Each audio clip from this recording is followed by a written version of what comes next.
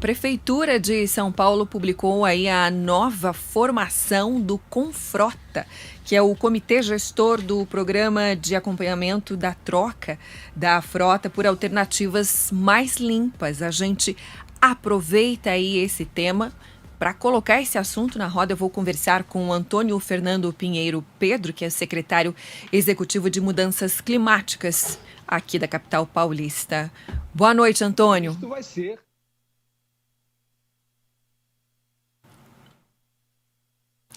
Antônio, acho que não estou ouvindo o senhor, estou sem o seu áudio. Os nossos... Aí, boa noite. Já vemos os nossos internautas que estão com o Panflix, com imagem, já vemos o senhor. Mas acho que agora lhe ouço. Boa noite. Boa noite, Carolina e amigos da Jovem Pan. Muito bem.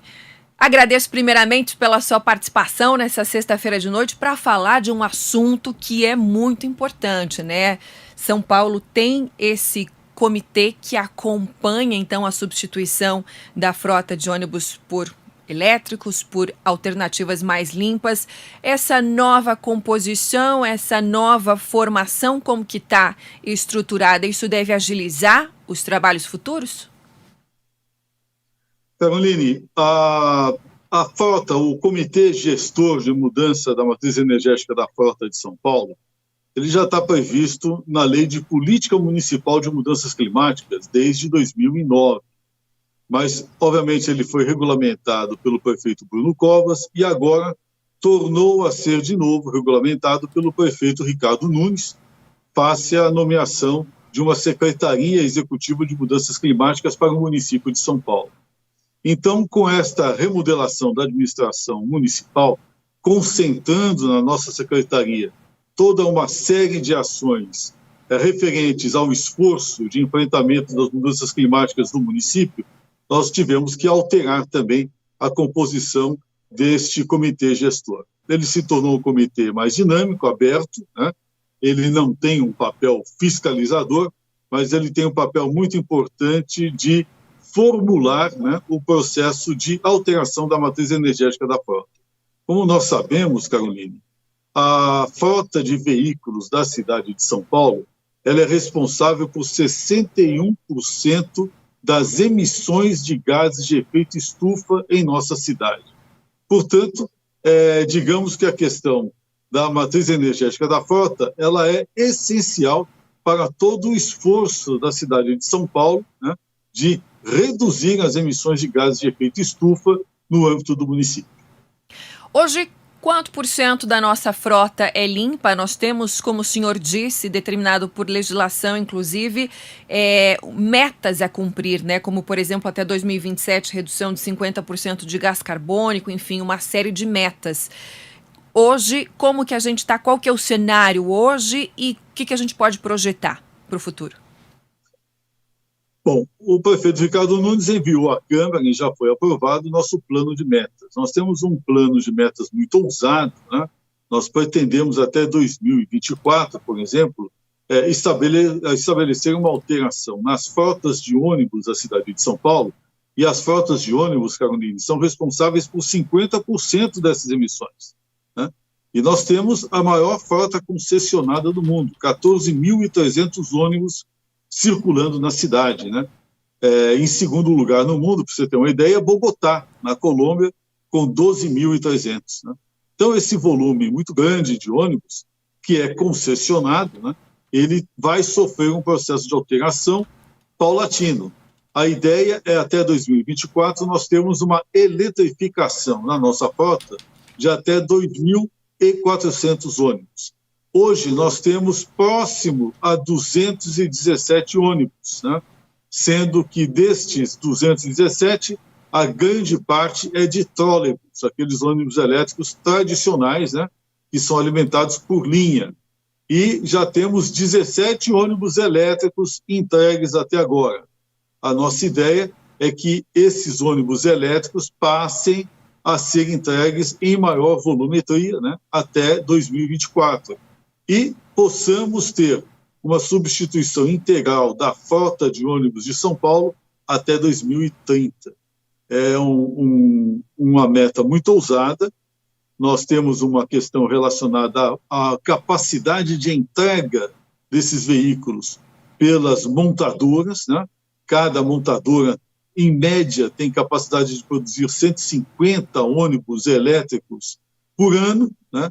Então, obviamente, nós vamos ter que estabelecer um programa que faça um melhor atendimento para reduzir essas emissões com outras matrizes alternativas, né? E aí buscar, par e passo com a eletrificação, outras matrizes também que tenham zero de emissões, como, por exemplo, o hidrogênio, né? Que está sendo hoje já testado em grande parte do mundo, né? E que devem vir também com muita força aí nas novas tecnologias de mobilidade urbana. E essa expansão, esse plano ousado, como o senhor falou, em que hoje a gente percebe esses ônibus, essa frota mais limpa, os ônibus elétricos circulando mais na região central. Em que momento a gente deve ver eles já indo para a periferia? Bom, o problema da periferia, Carol, é justamente o alcance e a autonomia dos ônibus. Pra você ter uma ideia, hoje um ônibus elétrico a bateria, né, ele tem uma autonomia média de 180 a 250 quilômetros. Isso os mais modernos, né?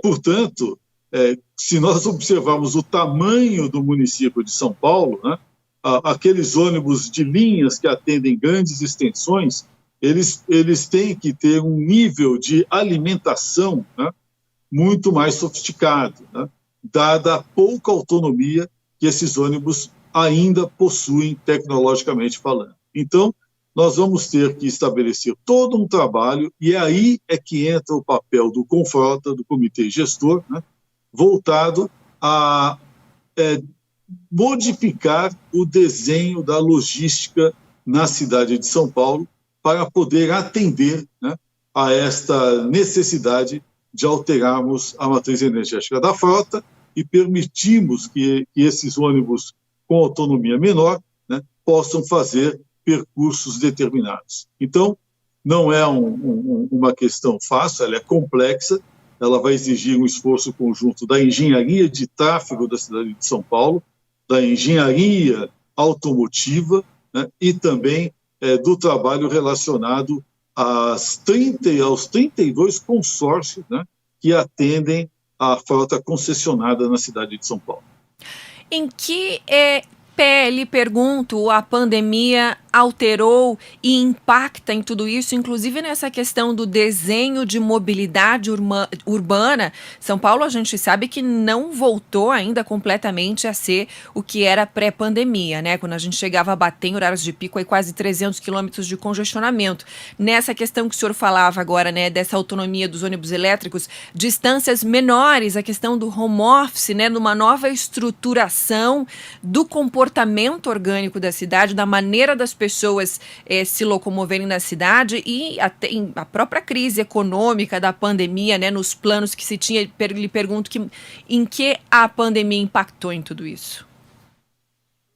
A pandemia impactou em absolutamente tudo, Carol. Nós hoje temos um esforço dentro da Secretaria para compreender todo o contexto hoje da alteração da matriz energética, não só a automotiva, mas também a estacionária, visando esta nova configuração espacial do trabalho na cidade de São Paulo.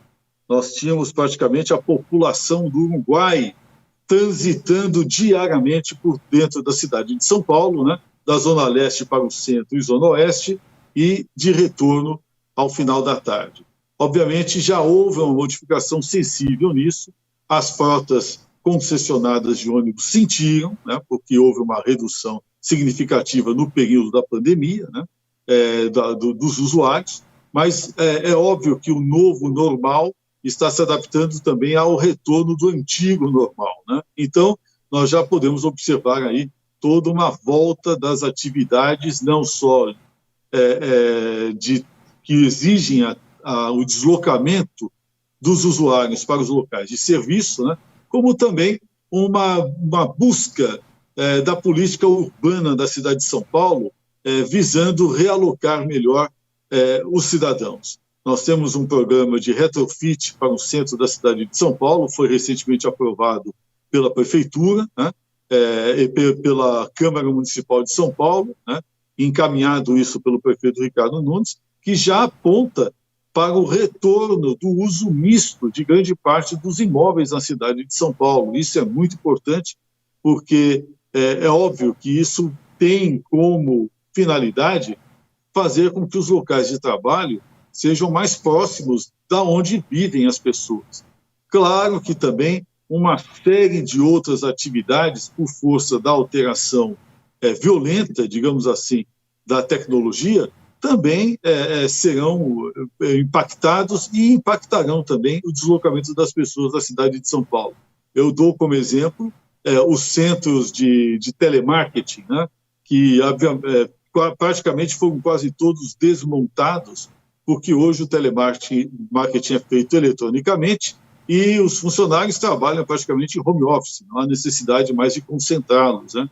Grandes corporações também já perceberam a possibilidade de alterar também a disposição espacial, né, de seus funcionários, né? É o caso, por exemplo, de Google, Facebook, né, que são grandes empresas de tecnologia de comunicação na cidade de São Paulo, e que praticamente reduziram em 2/3 o número de espaços ocupados nos centros urbanos, né, pela possibilidade de que os seus funcionários possam fazer o uso do home office. Então, Caroline, nós temos aí uma alteração muito grande no nível de tecnologia que está, sim, afetando a mobilidade urbana.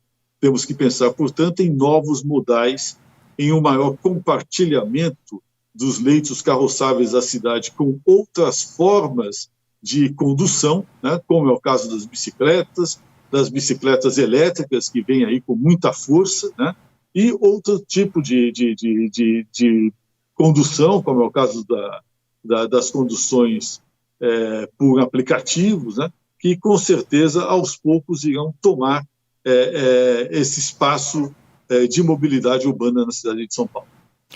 Agora, Antônio, eu queria uma palavra do senhor no seguinte sentido, quando a gente fala de agenda do clima, né, ainda há resistência a essa agenda. Quão importante é uma cidade como São Paulo estar fazendo esse tipo de movimento de troca da sua frota, de ter metas recentes. Hoje ainda eu conversava com o Luiz Barata, que é ex-diretor do Operador Nacional do Sistema Elétrico, sobre essa questão da crise hídrica. Eu questionava, mas não é falta de planejamento, mas não tem que diversificar a matriz. Ele disse, mas avançamos, mas é inegável, é fato que nós temos hoje uma mudança climática que não vamos colher mais adiante. Ela está agora, é um problema agora dessa geração, que é a gente lidar com as mudanças climáticas. Quão importante, eu queria, nas suas palavras, é essa movimentação que a gente precisa começar a fazer agora? Bom, Caroline, a Terra ela enfrenta alterações climáticas há 4 bilhões de anos. Obviamente, a civilização nossa, né, ela conta no máximo com 8 a 10 mil anos de avanços e de produção de conhecimento, né? Então, nós estamos agora vivendo um período muito complexo, em que temos, sim, uma contribuição nossa, né, enquanto seres humanos, para a aceleração de alterações climáticas no nosso planeta, mas também temos que enfrentar alterações que não dependem de nós de forma alguma, porque são de ordem cósmica, de ordem geológica, né, e até com relação à própria influência do sistema solar como um todo em nosso planeta. Isto nos leva à necessidade de falarmos num termo que é pouco utilizado, mas que se chama resiliência, ou seja, um esforço da administração pública de ampliar, de aumentar a capacidade de resistência das cidades, né, às intempéries que serão cada vez maiores com referência aos eventos climáticos extremos, né? Nós não temos mais hoje períodos de seca ou de chuva, nós temos longos períodos de estiagem grandes alterações de temperatura e volumes enormes de precipitações em períodos de chuva. Então, o grande segredo é o planejamento estratégico e a avaliação ambiental estratégica, que são funções das quais estamos nos ocupando hoje à frente da Secretaria de Mudanças Climáticas da Prefeitura. Para você ter uma ideia, a Secretaria assumiu praticamente a autoridade hídrica da cidade de São Paulo. Nós temos que cuidar e voltar a cuidar de nossas fontes hídricas. A cidade de São Paulo, ela depende em grande parte da água que provém de outras bacias, que não a do Alto Tietê, mas também tem uma obrigação de melhorar a condição de abastecimento interno na bacia do Alto Tietê e nas áreas de mananciais, que abastecem hoje próximo a 5 milhões de habitantes, em especial na região sul da cidade. Para tanto, nós temos que fazer 2 planos muito fortes de prevenção. Um relacionado à prevenção às chuvas de verão, né, e à drenagem urbana, e isso nós já fizemos, nós já baixamos o plano de prevenção das chuvas de verão agora já, no mês de agosto e setembro, e já fizemos a primeira reunião do grupo estabelecido, né, nomeado pela Secretaria, envolvendo as demais secretarias do município, para já começar a tratar dessa questão. A emergência climática está sendo tratada também, junto, inclusive, à nossa concessionária de abastecimento de água, que é a Sabesp, que detém com São Paulo um dos maiores contratos, se não o maior, do mundo de concessão de água e abastecimento, né? E, portanto, temos aí uma obrigação muito grande com referência a essa questão. E outra, quando a gente fala em pegada de carbono, eu traduzo na cidade de São Paulo como bota no barro para a defesa dos mananciais da cidade de São Paulo.